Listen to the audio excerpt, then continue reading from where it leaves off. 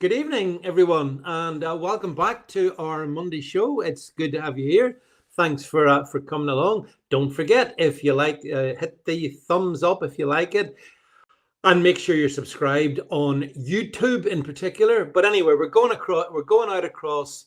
Let me see: YouTube, Facebook, X, Getter, Rumble. Yeah, pretty much the lot actually. So, and if you want to just subscribe. There's the QR code up here, which you can scan and whatnot. So so listen, I've got a great guest coming up in a minute, which I think you'll enjoy as well. We should have a good time actually for the next 60 minutes. Well, just before we started, if we get into the thanks Nick and Katie for reposting the stream.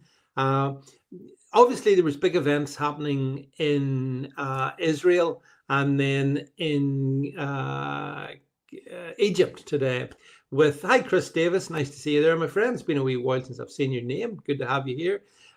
With President Trump obviously overseeing the return of the hostages, or as Stormer would call it, the return of the sausages. Remember he said, got to return the sausages. Well, the sausages were returned earlier today. I'm sure you saw it. It was very moving. The 20 living Israeli hostages came back and to their families. Very moving, very emotional stuff to see.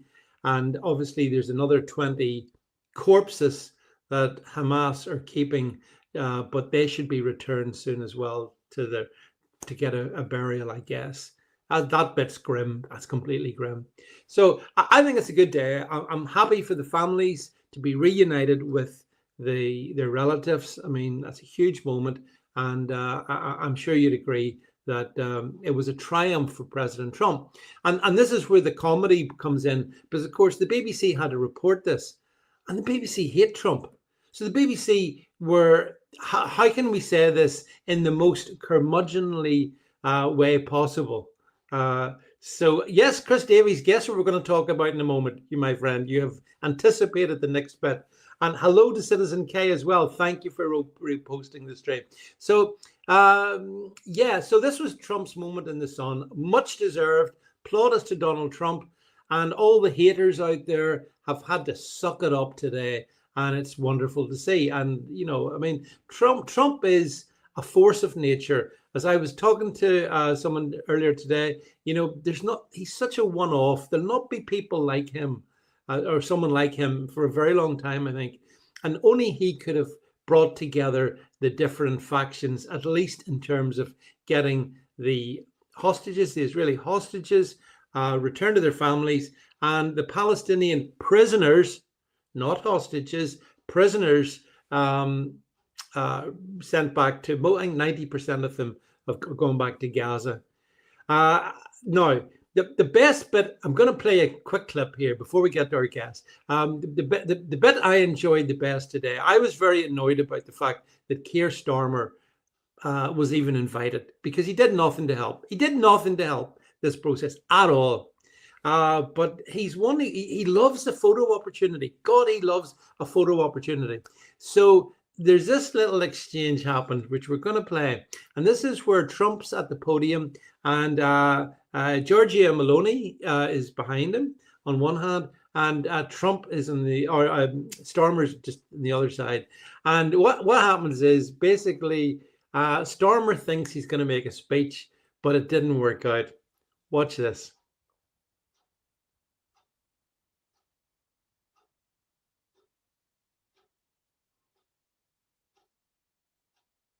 This is the silent version, by the way, so you just make up your own words. But there you go. There's Starmer. Look, Keir's going in for a speech.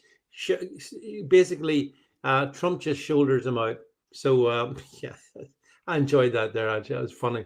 And I don't know why we can't get the sound yet. It's frustrating that we seem to have an audio problem, but it is what it is. So anyway, that was a good bit. Yes, he was treated like a chorus boy or worse. And yeah, that was good to see. Although, like, you know, did you see Bridget Phillips, the Education Secretary, yesterday claiming that the UK had played an important role? No, they haven't. Nonsense, total nonsense. But that's what we expect from this Labour government. Anyway, look, I've waffled enough, and our special guest is sitting there very patiently. And so I want to introduce you to someone who may be new to you. He's new to me, but I think it's a really interesting story. He's got some views, I think, very much aligned to ours. And without further ado, can I introduce you to Nathan King? Hi, Nathan. Hi, David. How are you? Yeah, I'm all good. Did you enjoy that?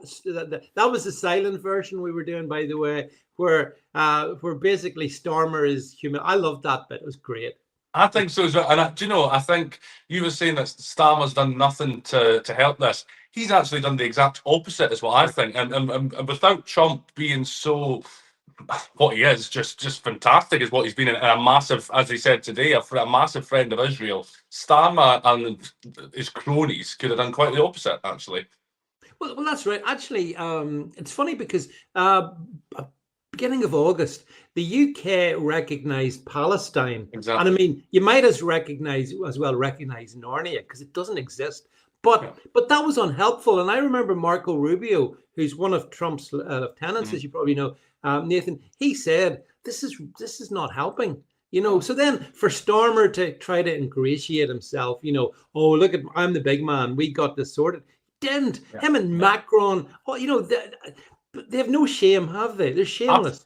Absolutely not. And I compared it as well. I spoke about it and I said it's like Scotland and England. There's a lot of Scottish nationalists. I'm not one of them, but that want independence from the UK. And all they really have to do, in Starmer's eyes, clearly, is invade England, take kill 1,200 people, take hostages, and then Starmer will give them their independence. It was utter madness at the time, but fortunately, thanks to Trump, it's all ended well, and the hostages have been returned, which is a really good thing. I think Trump's a force of nature, isn't he? He's like Absolutely. Elemental. He's as I said, we haven't seen anyone like that in a very long time. No, and I am enjoying, what is it they call it, Trump derangement syndrome. I am enjoying a lot of who have protested for however long to get a free Palestine, as they say, and now they have to thank President Donald Trump for doing so. Well, Nathan, are you living in Scotland, or I know you're from Scotland? Yeah. So I saw John Swinney on was it in the past day or so anyway, dribbling on about Palestine, this and that, and I just sort of, I mean, Stormer's an embarrassment to the UK, but I would say Swinney's got to be embarrassing from a Scottish point of view as well. I think you're right. I think Swinney, I saw him the other week there. I think it was like a week and a half ago. He was at a Jewish commemoration. It was for Jews. That was the purpose of the event. Literally within the first minute of his speech, started talking about Palestine. And I thought, how out of touch with reality is this man? And then you've also, prior to him, we had Humza Yousaf. Now, Humza, I'm not a fan of either, but Swinney's just as bad. And I can't get I really hope that next year at the Scottish elections, we do Scotland a service and get rid of the SNP, because it's an SNP problem as well. It's not just Swinney; it's from Swinney down, and they're Scotland's shame. They are actually, I'll tell you, Nathan, it does always sadden me that I know many great Scottish people. There's some fantastic people in Scotland. In fact, most people are. But the problem is the SNP have got that grip. They've been in power now for quite a long time. And they've done nothing. They've done nothing.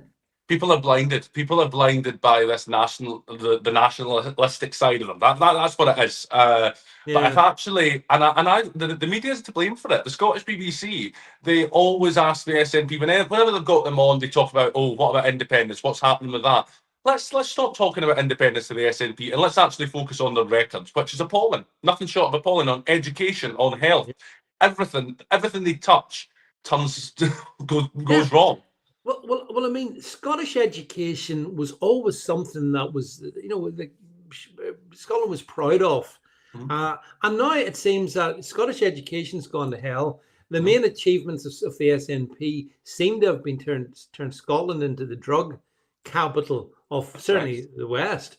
And as you say, I mean, all they do is deflect it into nationalism and hating on England. It's not fair on Scottish people, I think, I totally agree, and I find it so frustrating because the SNP up in Holyrood have so much power. In my opinion, too much power up in Holyrood, actually. And whenever anything goes wrong, whenever anything doesn't go their way, they'll just spin it and they'll say, well, that's actually a Westminster problem.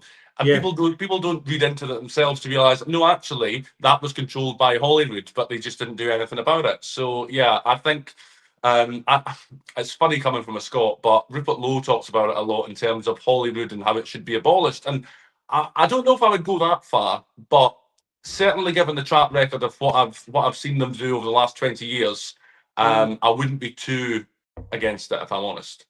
Well, Nathan, we got into the conversation and we haven't really introduced you properly. But I know, we dived in there. Sorry, but it doesn't matter because we're going to talk about stuff anyway. But just for obviously, Nathan, I mean, what I know about you is you obviously were a contestant on Big Brother 2024. You got to the final. I think you finished 5th. I think I'm right. But tell me a wee bit about yourself leading up to. Tell me about. I mean, you were born in Scotland, obviously. Am I right in thinking it was in Dumfries?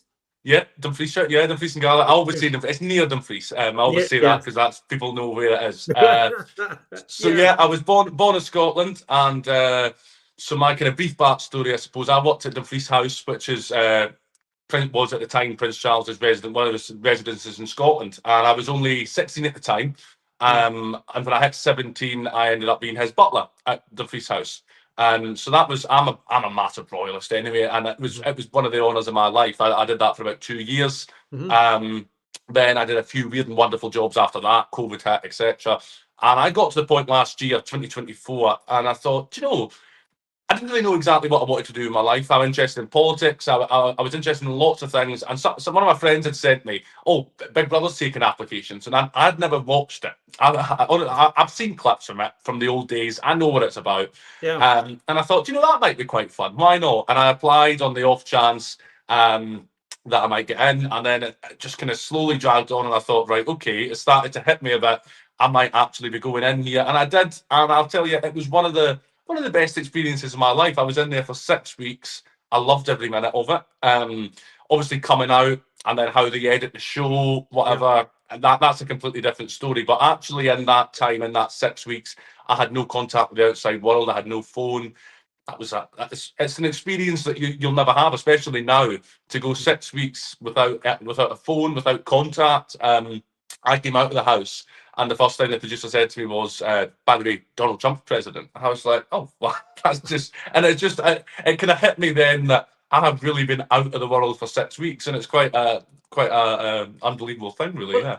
Especially your generation, Nathan, because, I mean, your generation's pretty much wired into on the phone 24/7. So, as you say, it must have been quite a thing to be taken away from. I would say that's a good thing, actually, being away.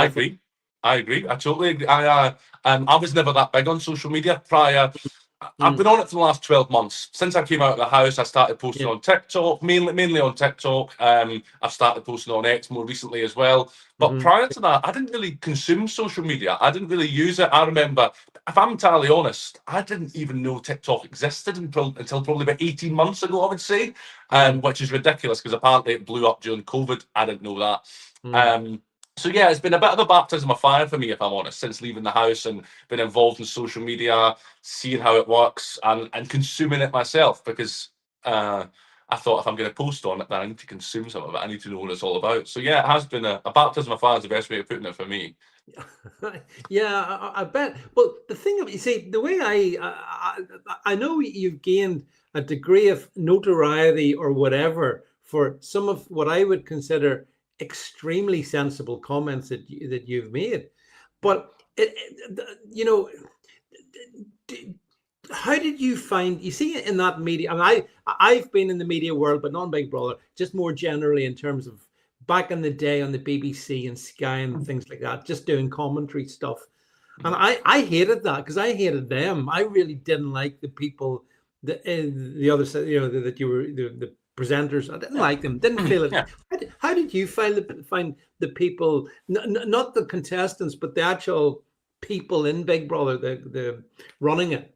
Yeah, I think when I came out, and obviously this year there's been a big backlash, I suppose, with Big Brother. I called it, I think I labelled it woke nonsense this year, which it is, and they're clearly pushing an agenda. I found that people, I think I took a step back from it because I noticed a lot of the contestants that were on with me, they almost felt as if ITV and Big Brother owed them something, owed them a career. I think I was able to take a step back from that and realised, yeah, they've got me on the show, but they owe me nothing. And I think that's why it was easier for me to come to terms with when I came out. They portrayed me in a certain way. They'd edited clips to look like things had happened in this way and it hadn't. I was like, whatever, because I know they're there to make a TV show. Yeah. They were good with me. The ones I dealt with, you can deal with the same people. Yeah, they must allocate someone, I suppose, to deal with each contestant. And the ones I dealt with were always really good with me. That they're after care, I suppose they call it. I'll be quite honest, and I've always been. You go through psych evals before going on Big Brother and whatever. And I was, for my first time with a psychiatrist, I remember I said to her, I was like, listen, I know it's, and I'm going to say trendy mental health, and I don't mean that in a derogatory way, but I just mean that it is at times trendy. Yeah, I said, do not worry about me. I'm not like that. I'm fine, and I can handle it, which I can. I think the thing is, I always say that there's nothing anybody can say to me that my gran probably already hasn't said to me at one point in time. So we're Scottish. That's how we work. I was going to say, you beat me to it. In my experience of most Scottish people, they're pretty sensible. They're pretty based, you know. I mean, they don't really need that to be. But yeah, exactly. But the editing thing's interesting though. The way I think people out there in the world don't sometimes fully grasp the editing that goes on just in TV. I can remember way back in 2015. When you talked about Donald Trump earlier, when Donald Trump was standing against Hillary Clinton, and I remember going in to do an interview in local TV station here, and I must have been talking for 10 minutes or whatever, and they were desperate to find somebody who they could mock because I supported Trump back then as well. Yeah. So they brought me on to obviously have a laugh at me, blah blah blah blah. But the interview itself was very sensible, I thought. And then what they did was they completely, somebody got the scissors out and they cut it for all that they could to make me look completely bad, and I just thought, you absolute char. But that's what they're like. They do that. That's part of the game, isn't it? Exactly, and that I think I came to terms with that quite quickly, and I know a few of the people, the housemates that I was in with, didn't, and they couldn't quite get their heads around that bit. And I think that's the best advice I would ever give anyone if they were thinking of going into something like that is do not think they owe you anything, and do not treat them as such. Just you've got to forge your own path, I think. And they gave me a launch pad, I suppose. They gave me a platform, but since then I've tried to just do my own thing and just kind of get my own voice out there and not just be Big Brother, if that makes sense. Yeah. James Jameson. What do you mean, James? That's totally dishonest. What are you talking about? Tell me, amplify your thought there, James, so I know what you're talking about. But so as you did really well though. You got to did pretty much like the end of and then And who won it? Who was the victor in your year? So it was Ali Bromley is her name, and I'm good friends with her. She is. I'm going to say this quite simply. She is everything I'm not in terms of what she stands for in the world. She stands. Any of my opinions, I think I'm trying to think of any that we agree on. We don't agree on anything, but we do get along as people. And I use that as an example because I think politics has become really polarizing at the moment, and it's become quite toxic at times. And I think it is a leftist problem that if you don't agree with them on absolutely everything, then you're out. And a lot of people say that to a lot of people I'm friendly with. How can you possibly be friends with him with his views? And I find that baffling, quite frankly, because you can still be friends with someone. You can get along with them as people just because, even though you don't agree with them. I don't agree with anything that Ali says, who was the winner. But I really like her as a person, apart from politics. So, and I think that's a really important thing to kind of push, especially when politics definitely is becoming more toxic. There are subjects that are harder to discuss because people do not want to hear the other side, and that's a worrying trend, I think. Yeah, and thanks, James Jameson, for clarifying. Yes, they were they treated me badly. I was badly hurt, but I've gotten used to such things. But yeah, Yeah. so so whenever you then came out of Mhm. the Big Brother house, then you made some comments, didn't you? And I'm Yeah. gonna bring up, just folks, just bring up Jed, if you can there. Yeah, ex the typical media, ex Big Brother star Nathan King sports fury, global meltdown with an anti-transit attack on is Yeah. that Zila Glasson. And just Jed, just bring it back up so we get the whole headline. You move too quick. It's a mental illness. Hey, I frequently say that, Nathan. So join the Yeah. club. It is mental illness. It is. Was this the thing that triggered the controversy? Basically, this comment.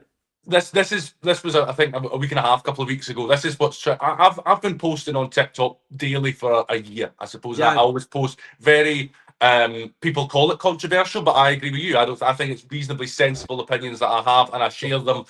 You can call them controversial all you like. I don't think they are. So I shared to my Instagram story. So Zila had gone, and Zila identifies as a man, but Zila was born a woman, and in my eyes, is a woman. yeah, And Big Brother had posted on their socials a quote from Zila saying, "I'm living proof that being trans isn't a choice." And I saw that and I thought, well, that's not great. I don't like that. So I posted on my story and I put, yeah, she's right. It's not a choice. It's a mental illness and it shouldn't be encouraged. And all of a sudden, the next day, I had a look and it had kind of blown up on Twitter. People saying I was this, that, and the next thing. Pink News, they reached out to me. I'd never heard of Pink News, but I think they're quite a big LGBTQ yeah. plus They are. whatever. Yeah, They reached out to me for a comment. They were going to run a story on me. They said, "What about this you've said?" And I said, "Yeah, I said it, and I bloody well stand by it." So they ran with that ex-Big Brother contestant stands by anti-trans comment. Well, it wasn't an anti-trans comment. It was a yeah, pro-reality comment. It yes. was pro-biological reality, and I think it's become a controversy, but it shouldn't be. I should be, and I am allowed. I should. That's the thing. People were telling me, "Oh, it's a hate crime. It's this." It's not. I'm allowed to say that. I don't. You can identify as what you like. I don't care. Do what you want, but don't expect me to buy into that delusion. Yeah. That's my opinion on it. No, you're remarkably accurate in what you've said, Nathan. That is exactly the way it is, and I have exactly the same view. People can. If someone says to me, "I'm from the planet Mars," Yeah. I'll nod along and say, "Yeah, okay, great." But I don't actually believe it. I'm not gonna distort my reality to accommodate what I would say is their mental cognitive dissonance is a nice way of putting it. Mental illness is another one, but Yeah. yeah, but you're right. And you should be allowed to have an opinion. But of course, coming from Scotland, I mean, the thing that did for the beloved Nicola Sturgeon was whenever she went down this whole rabbit hole of, well, men can be women, women can be men. Well, maybe we'll put men who claim that they're women in women. I mean, from a see in Scotland, how did that go down in Scotland at the time when you had all that stuff kicking off? Yeah, I remember it, and it's the hill that Nicola Sturgeon died on, and Yeah, there's no doubt yeah, about it. And yeah, she, it was ridiculous. And everybody knew it was ridiculous. But again, it was another one of the SNP's mad ideas that I could have signed a bit of paper on a Friday, and I did, and been officially by a bit of paper a woman on the Monday. It just sounds mad. It just sounds, but it got so close to. I think without J.K. Rowling and many others, yeah, the For Women yeah, Scotland who campaigned, but we're still. I find it baffling. We're still having the same conversation, and the comments I found troubling the most. Well, people said to me, they said, "Why can't you just allow trans people? Why do you have to attack them? Why can't you just allow them to live their lives as they want?" Well, that's not true, though. If they were just living their lives, that's not affecting anyone else. No problem. Do what you fine. want, or do Yep, what you want. Call yep, yourself what you want.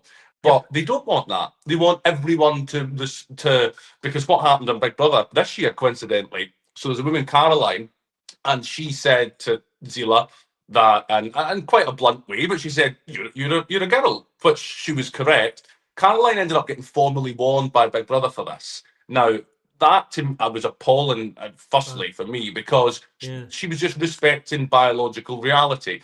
Zila got upset and very annoyed by it, and that was when I thought the mask slipped, because it's not about you living your life authentically yourself, as they say.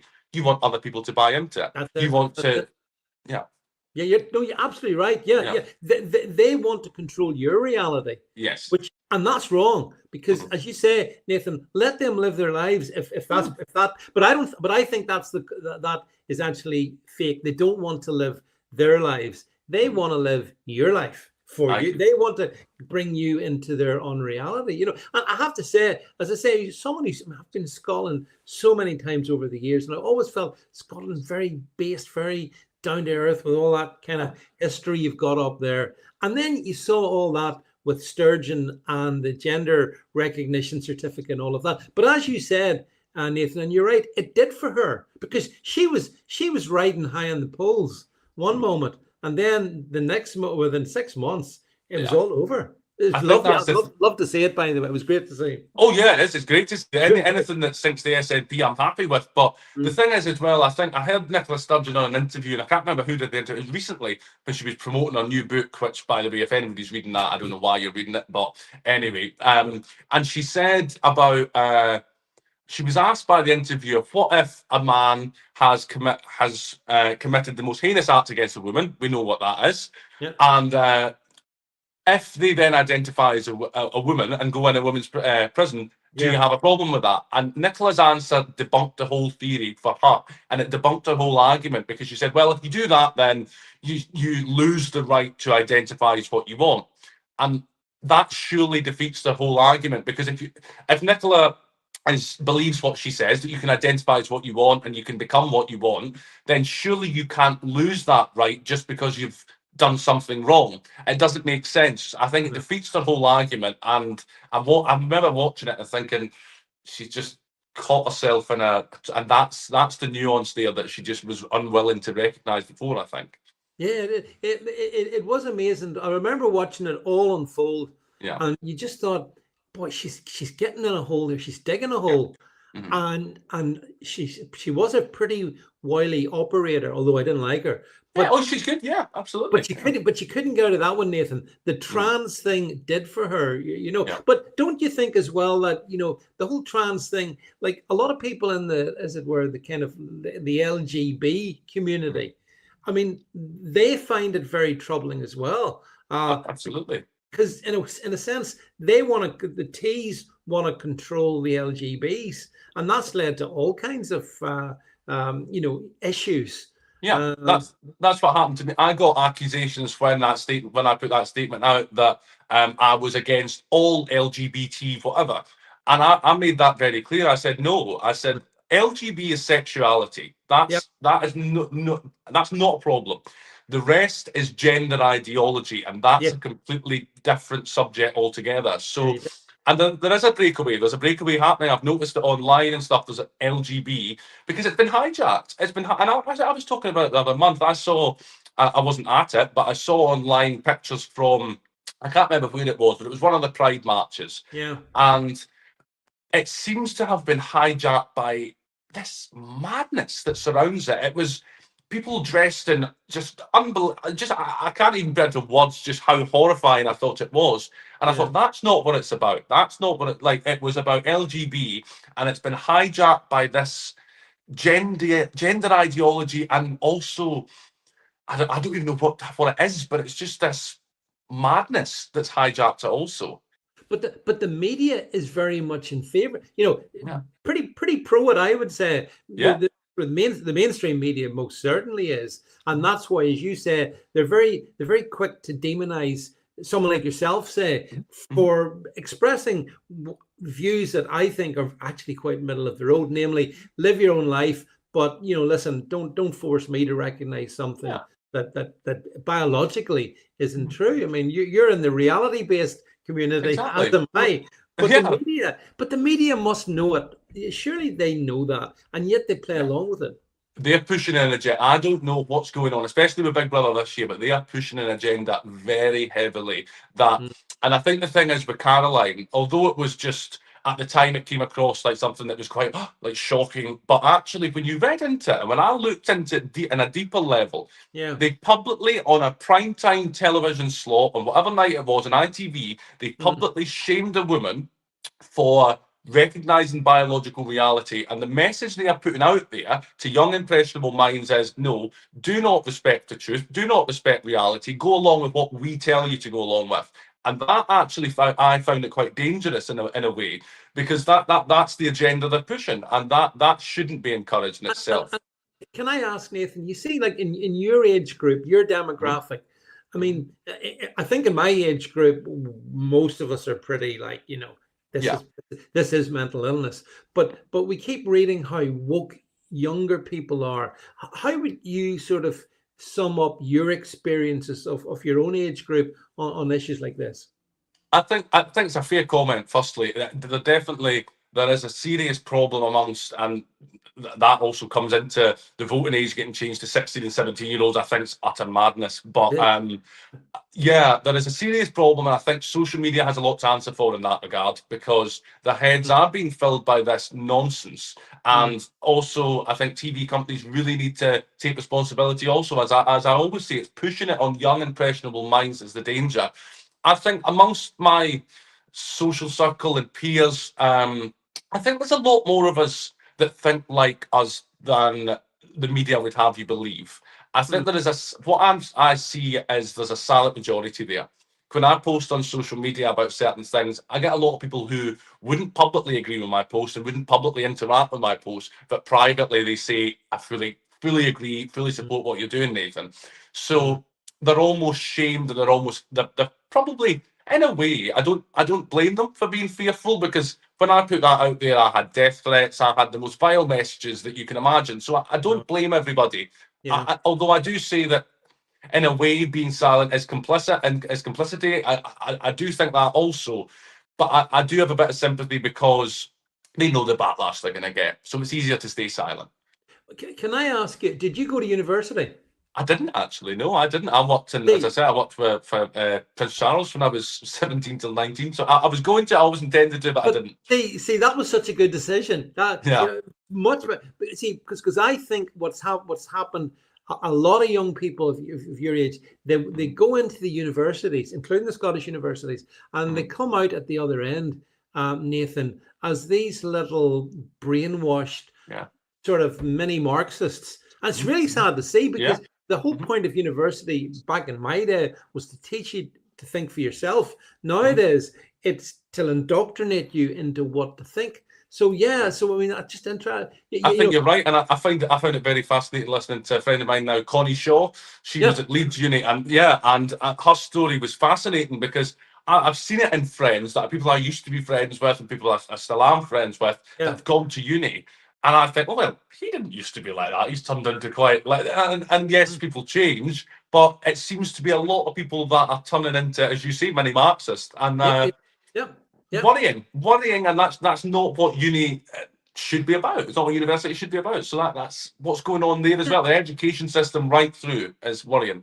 But that's why I would suggest now that for a lot of young people, going down your route of finding other ways to get life experience and try stuff when you're young is good. And the university, it's just a sausage making machine, as far as I can see, which is so sad, because it wasn't always like my dad wasn't like that, but it's become that. And I can almost tell from talking to you, I sort of, because I think your mind is open. Whereas I think when they go to uni, their minds close, which is so weird. It should be the opposite. That's the whole point. Yeah, it should. And I think you're right, because, and I think that comes back to as well, I say it's a leftist problem having debates with them, having an actual conversation about any sort of politics. And that may come back to university as well. They're not willing to listen. I'm willing. No. I want to hear new ideas. I want to hear why you think how you think. I find it quite fascinating. And then to just shut people down and not bother to have a conversation and call them a racist, or call them a fascist, or call them whatever you want to call them. it's just like, well, if you'd actually hear me out, you'd realise that firstly, a fascist wouldn't want to hear what your opinion is; they just tell you what to think. So you're way off on that one. Firstly, yeah, no, you're absolutely right. I mean, the thing is, they don't argue that. no, And again, definitely in my lifetime, I've seen it change. Back in the 70s and 80s, they were the ones who wanted to argue and debate, but now they don't. It's you're never more than about a couple of comments away from racist, homophobe, Islamophobe, phobophobe. That's what they do. They close you down with insults because they're not able to articulate arguments, and I think they can't articulate because unlike you, Nathan, they haven't gone out there and experienced a wee bit of life for themselves. So they just they repeat the talking points. I don't know. I saw a guy. I don't know if you saw this today on social media. I saw a guy yesterday. There was a student at Oxford, I think it was. He'd been at Oxford University anyway, and he was repeating a chant about the Jews, about calling them Zios or something. But it was essentially a genocidal chant.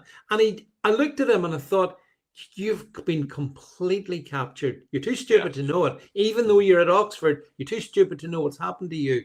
And your embarrassment to yourself, to your family, and everything else, So it is sad to see that, Nathan. On that one as well, the from the river to the sea. They said that. So many people said that. And if you ever actually asked them, well, which river is it and which sea, they wouldn't know. And you just think, and then the Free Palestine chants, and it is. We've got a serious problem. I think actually it's laughable, but it's also serious how big a problem we have in our education system in this country. That what's going on. Well, what do you think? I'm sure you've seen the demos where you've got the Free Pally Brigade and then the Queers for Palestine Brigade, and you sort of think, but if you guys went to Gaza, right, Queers for Gaza, you're going to be dead. You're not going to survive, and yet. They don't seem to see it. It honestly, I don't know how this has happened. I don't know how it's come about. But this unholy alliance between the far left parties and Islam is honestly laughable. I don't know, like your party, Jeremy Corbyn, Zara Sultana, the lot of them, and you think, what is going on? How is that unholy alliance ever going to work? Because well, quite simply, it's not. And as you say, Queers for Palestine, I think we should all really just crowdfund them and send them there, and they can go and protest over there and see how they get on. Yeah, well, I'd like to send all the Palestinian pro-Gaza protesters to Gaza. Go there and sort it all out. I'm sure you'll have a lovely life. Unlike poor old Mr. Fafo. Did you see what happened, Mr. Fafo? Did you know this story? Go on, tell me, There's been a guy for the last couple of years, he masquerading as a journalist in Gaza, and there's an acronym FAFO, which is F around and find out. And on multiple occasions, this guy made videos in which he claimed he'd been killed, but except he hadn't been killed. It's all propaganda. And then, Nathan, irony of ironies. Yesterday, well, the day that the fighting stopped, then the first thing that happened is, shouldn't laugh, but why not? Some of Hamas and another group of Palestinian gangsters started shooting at each other, and they killed Mr. Fafo. He was killed at the very end of the war, having spent the last couple of years claiming on multiple occasions that the bad Jews had killed him, and then he gets killed by his own side. And you'd have a heart of stone, Nathan, not to laugh. Yeah, it's just like these. It's, this whole thing. I don't know what they're going to do with the Saturdays now. Is what I've said in terms of the protesting. It's great to see the. Firstly, on that, it's great to see the hostages back in Israel. That's first and foremost. And I think it's quite incredible that they have called it a genocide. They've called it whatever. Well, it's the first genocide that all they had to do was release the hostages, and everything would stop. So, and now and the funny thing is as well, I've seen a lot of people online now referring to it as a war who previously didn't. Like the war is over. Well, you weren't calling it that 3 weeks ago. So what's going on now?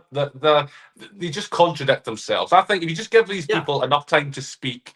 Like people say we shouldn't platform them. I think we should platform them, Zach Polanski and the like, because if you give them enough time, enough time to speak, people realise, they are absolutely talking nonsense. I think mainly. Oh, Well, Zach Polanski, or is it David Poulter? Isn't that his real name? Yes, but yeah, Yeah, something like that. yeah. Because the BBC is always very quick to tell me Tommy Robinson is Stephen Yaxley Lennon, but they're not too keen to tell me who Zach Polanski made up name actually is. But yeah, but you're right. I would absolutely let them speak, because you know, like in particular him and people like Zara Sultana and Corbyn. I mean, they tie themselves up in all kinds of knots, Nathan, because there's no logical thinking there, you know, at all.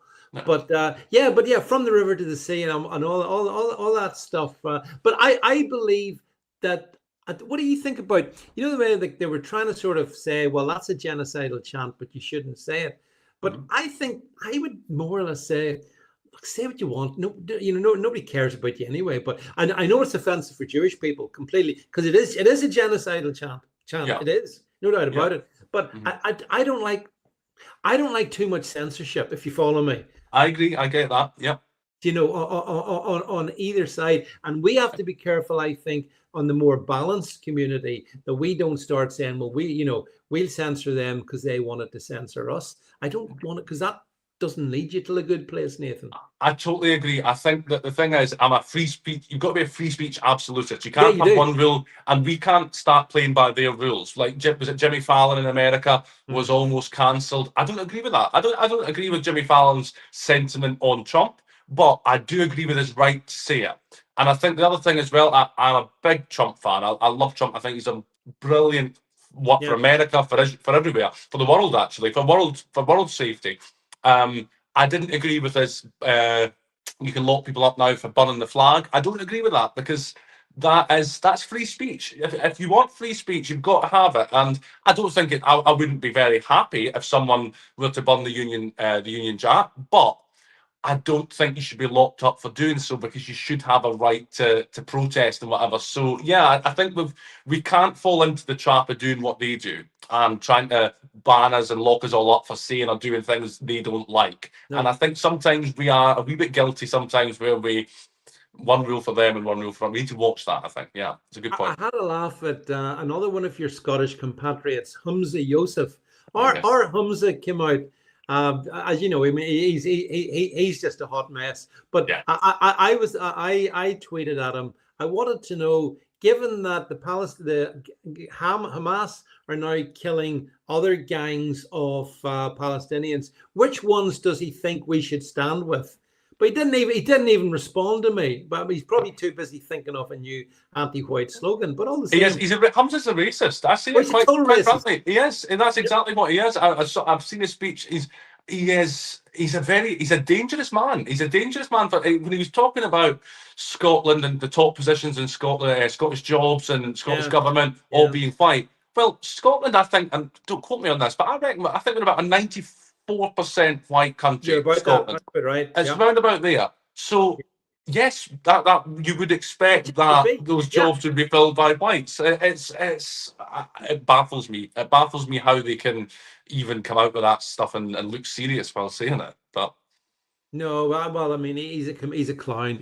But I tell you, I've got some of your tweets here. I wanted to run through with you for extra lols. Through. So, Jen, I wanted to focus in. This is all good stuff. Actually, I mean, as I say, to us, you're a complete normie. You are as us, Nathan. Good. So good. Everything's fine here. You know, good. This is the stuff that I say all the time. But it's good to see you saying it, because you're a lot younger than me. So, Jen, can we just bring up the first one there you got sitting? Damn right, I stand by my pro-reality comments. This was the pink news thing that you were saying, Nathan, where you stand by anti-trans comments about a current housemate. But I love that is the right response. I'll tell you something. Never back down. Here, a bit of advice from me. Never apologize and never back down. Yeah. And you did so right to take that approach. Of course, you're pro-reality and you shouldn't apologize for it. You're dead right to have said that. Yeah, I think that's a good thing for everyone. I think we are too quick, and maybe it's a British thing to an extent, that if somebody calls us out on something, we are quite quick to just kind of apologise and hold our hands up. But when I knew I hadn't said anything wrong, and I think, well, if I haven't said anything wrong, I'm not going to apologise for it. I'll double down on it. And I think that's maybe what they would have expected, because they said a backlash. There was some backlash. There was some people who didn't agree with me, but actually, I was quite refreshed. I saw a lot of people who were messaging me, were writing in the comments that were like, "No, you're bloody right," and I thought, excellent. That was quite refreshing to see, actually. Yeah, no, and that's so true. Actually, the game that they play is they'll take a tiny minority of negative comments, and they'll use that to hook the story on you. Meanwhile, and I've had this all my basically social media career, but then there's loads and loads of people who are going, yeah, dead right. We're with you 100%. But there's another one here that pleased me. I just bring this one up, Jed, as well. So this was the lovely. Narinda. Yes. Tour. Yeah. Yes. Yeah. And you well, you see your comments are maybe just maybe it's actually because you come across as a right pain in the arse. Plus, I love your payoff. I could be wrong. That was good. I think that I have very much, as I say, I've only used social media for the last 12 months. Yeah. And I very much speak how I speak behind closed doors, to an extent. To an extent. I don't put on any airs and graces. I just speak how I normally would. And I think that's the best thing to do. Narinda, she's such an awful race baiting, horrible pit. I've come across her. And I think that was in reference to she was moaning about Tom Skinner being on Strictly and how she wasn't on it because of the colour of her skin or whatever else. And I just remember reading it. I thought, what a load of absolute nonsense. It's nothing to do with the colour of your skin. It's because you're an ass. But of course, she's also showing other parts of her anatomy. I understand.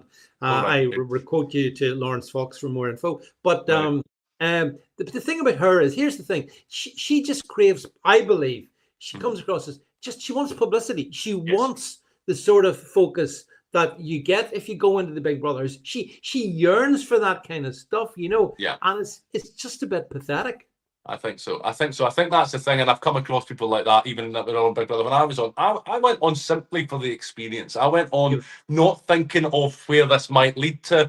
I just went on because I was at a bit of a loose end in my life. I was only 24, and I thought, why not? But yeah, there are people like that I've come across that you can tell they're not genuine. You can tell they're not being themselves, and that really frustrates me because, as I say, I do see it how it is. I do speak online in my TikTok videos the same way I speak behind closed doors, and I think that's people get troubled by that because they're so not used to seeing it. I think they're so used to seeing this media that we've created with Love Islanders and whatever else, where they are bland. Personalityless with no opinions because they want a brand deal. And if you have an opinion on politics or whatever, you won't get brand deals in certain areas. So when someone comes along who actually just says it how it is, they're like, oh, well, we don't like that. We're not used to that. So well, that was a good one. I've got another one here coming up. We're hitting you with these ones fast. Here's another one. Oh, sorry, right, go on. Bring this one up.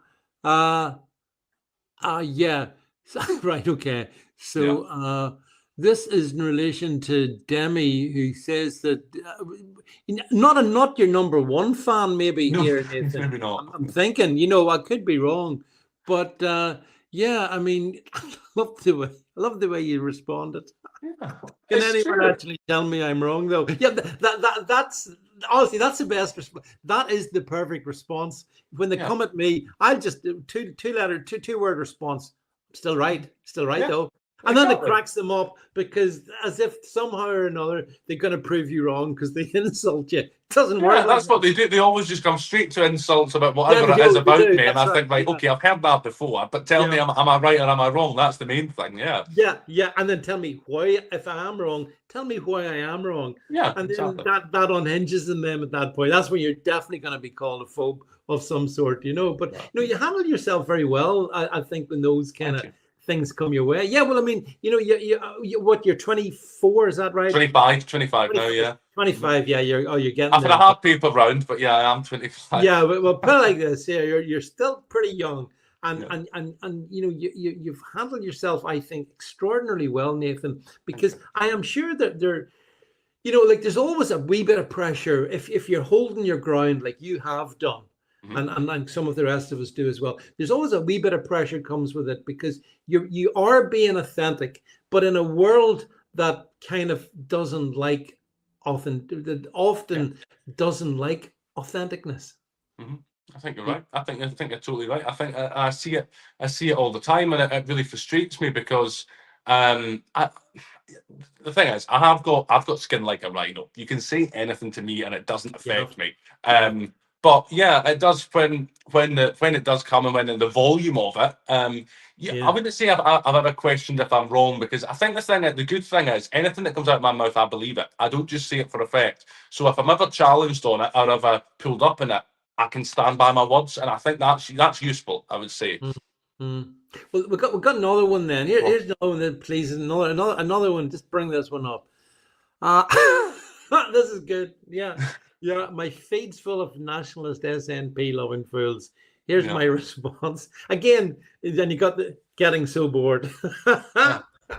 I know it is. I remember that at the time. I can't remember what was going on, but there was just nothing but. And they do pop up my feed sometimes. But I like to wind the nationalists up. I do. I'm not that. I don't think they're my biggest fan.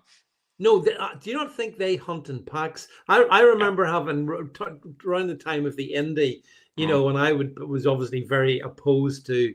I wanted to keep the UK together as best, and you would get them, but then I quickly figured out they're a bunch of lunatics. They are. There's no reasoning. There's no reasoning with them. No, there's not, Nathan. No. And they are some of the most thin-skinned people that I have come across that you can just get so easily. And I do like to. I don't rage bait as such, but I do. When I bump into some Scottish nationalists, I do like to rattle their cages because they are so easily rattled, and it's just like an open goal, really, with them. But yeah, I hope they'll eventually.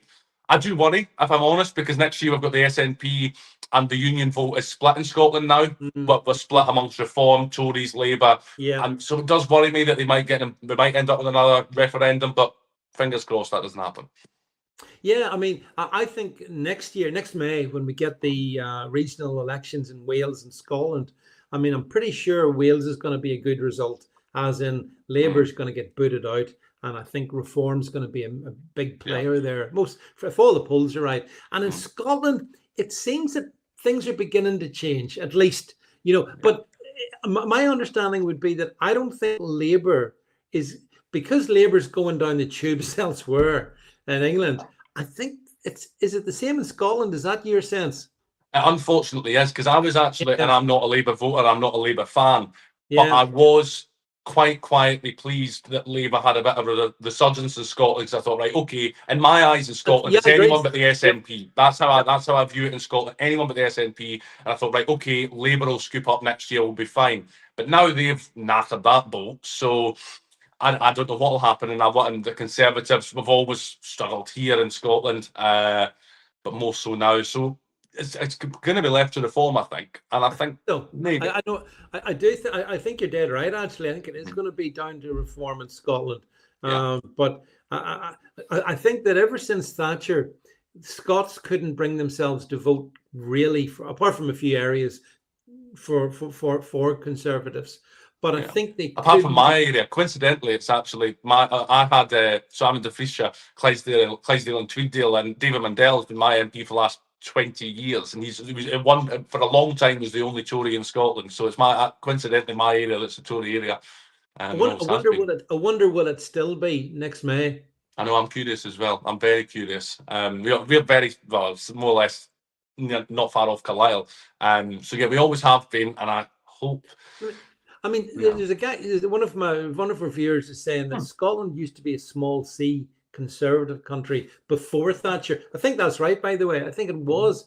Just everything about Scottish history is about traditionalism and with a small C conservatism, and somehow it flipped and it ended up as this demented SNP sort of freak thing that really needs put back in the bottle. Like it really does.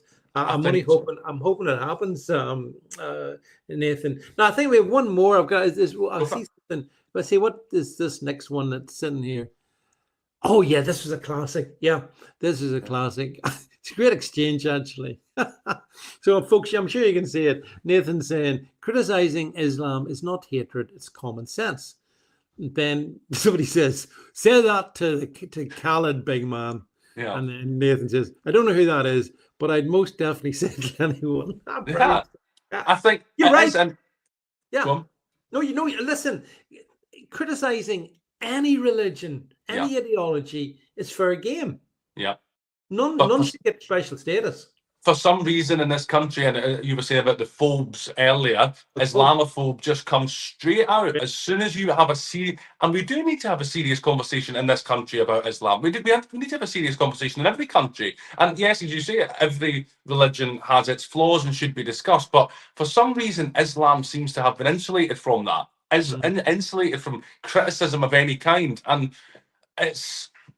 I genuinely believe that it is one of the greatest threats to the West at the moment, and I do think we really need to have a serious rethink, or things like it, because the thing is, we're going to end, for example, as well, by what was it, 2064, we're going to be a minority in our own country. Yeah. And the thing is, with typically Muslim families, they have big families. We don't. Our birth rate is decreasing. So it's only going one way, and we need to have a serious conversation about what's going on and who's encouraging this to happen. Well, I think it's going to be like, you're of an age where you'll still be around in 50 years' time or longer. So you're gonna inherit the consequences of what's happening now. So that's why it is important that you have a voice now, Nathan, and you do speak out about it. I mean, even yesterday I saw did you see, or was it Saturday? Somewhere down in London, there was a fun run. Did you see the fun run? The Muslim fun run? I've seen it. Yeah. Yeah, 5 kilometers, whatever it was. But no women or girls over the age of 12. Yeah.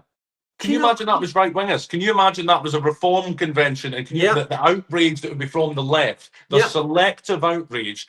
I've not heard anybody. I've not heard Zach Polanski. I've not heard anyone on the left mention what was wrong with that. But if it had been the other way around, they'd have been all over it. That's right. But betraying women and children. I mean, as a nation, and certainly as males, you want to look after your women, your kids. It's just the natural instinct. But they get away with it. And it's all, oh no, it's all fine, it's all fine. And in fact, actually, ultimate irony, I think they put it down as an all-inclusive day. Yeah, they did. That's right. Exactly. Apart from women and children, apart from 50% of the species, is completely inclusive. But you're right, we are going to have to deal with it. And in Scotland, I mean, you're going to have the same issues, I think, or you maybe do have, because I think Glasgow's got I think there's an issue in Glasgow, just like Birmingham, London, we're not.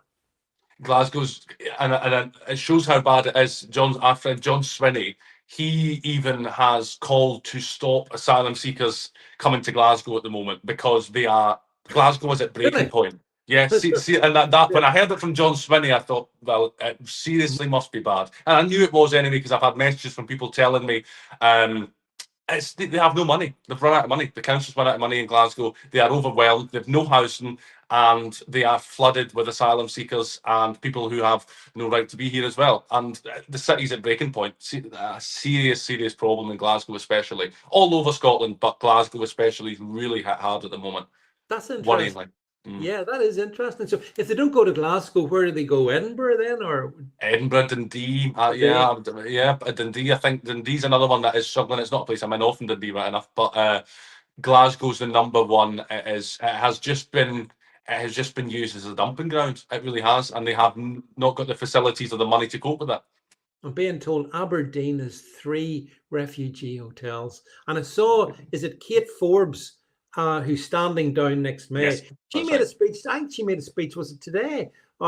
Basically saying that Scotland needs as many migrants as it can get. I mean, come on, Nathan. What's that narrative? That narrative is laughable when people. I don't know.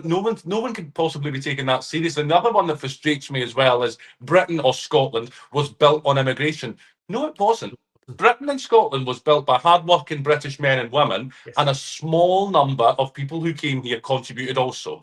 But this narrative that the NHS runs on migrants, everything else, no, it doesn't. They contribute, absolutely, but in small numbers, not in these unsustainable, uncontrolled numbers. That's the difference. You're right. Well, I have to say, Nathan, you are remarkably well balanced. I have to say, I'm most Thank you. impressed with your views.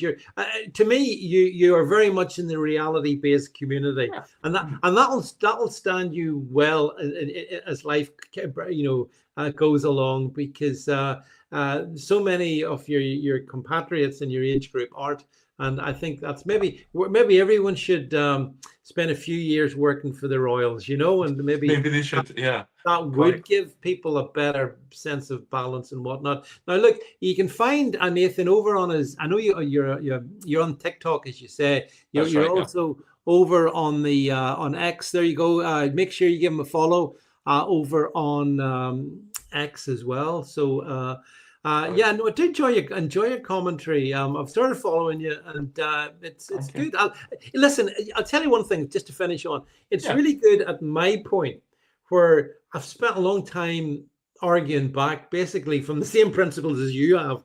Yeah. But it's really, really good when I can see much younger people coming along, and it actually gives a sense of hope, Nathan, that people like you can be as well balanced and have just common sense. That's all it is. Absolutely, and I'll give you a bit of hope as well. I was invited along to I was speaking at a Young Conservatives. It was like a workshop day for social media. We had a full day, and I thought, I wonder how many people will turn up to this. It was a Saturday, Young Conservatives, and there was about 50 or 60 people there that were oversubscribed for it. They turned people away, and that made me. I left with a lot of optimism that day. That there actually are some young people out there across the country who are doing a lot of good stuff with conservative values, who are younger. They were between 20 and 30. So, yeah, I think there's more of us out there than you think, than the media and social media would have you believe, honestly. Well, I think that's a very positive note to Yeah, wrap up. I thought, yeah. So, listen, Nathan, thank you very much for giving me and my audiences your time tonight. Really appreciate that. It's been an absolute pleasure. And, I'll continue to follow your thoughts and whatnot. And might be interesting to catch up next May after Scotland's been to the polls, and we'll see what we find then. But absolutely, give me a thanks. shout. I can see a lot of people appreciate you being here. Thank you. Thanks everyone for the kind comments for Nathan. But from me and Nathan, folks, we're finishing up right tonight. You'll see me tomorrow. Check me out on my Substack, check me out on my podcast, all that stuff. You might find me out next if I decide not to be in a bad mood with Elon for the terrible new algorithm, which is absolutely crap, Elon Musk. But apart from that, Nathan, everything's fine. Yeah, good. So look, folks, from Nathan and myself, that's it for tonight. It's good night.